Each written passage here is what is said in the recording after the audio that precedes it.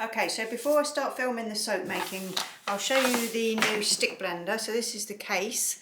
So I went for the KitchenAid, and the model, let me find it, is on here. So these are the model numbers here.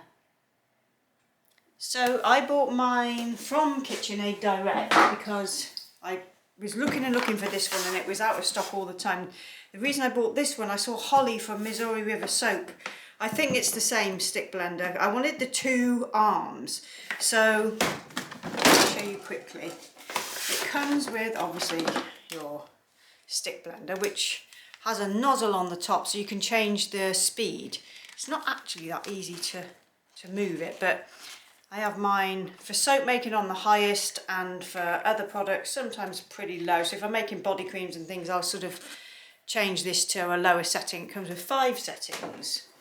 So that's that. And then you have these different sized stick blender arms. So this one I think is about a 20. Let me have a look.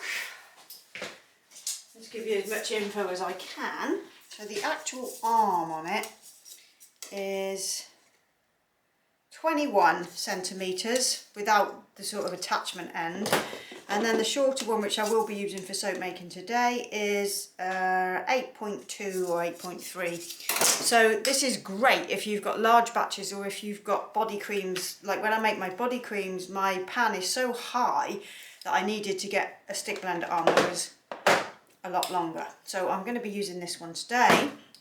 And then you also get 3 different heads. So I'm going to use this one, which is the most basic.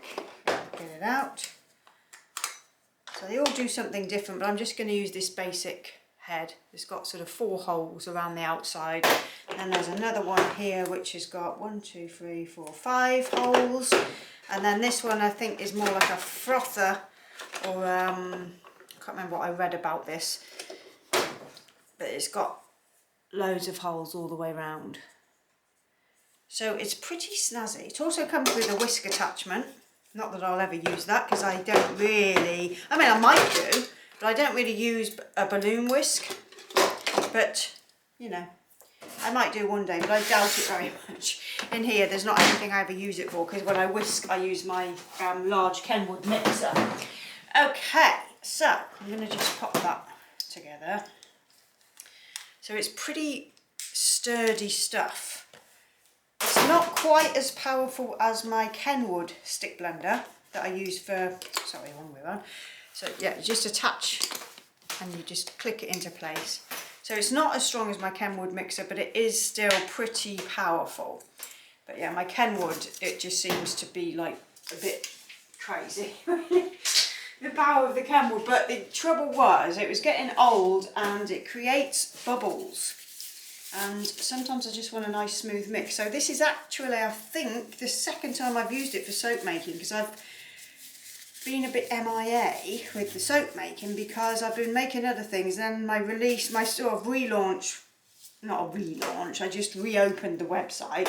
I did that, and then I've been packing orders for 2 weeks. So I've not been making any soap.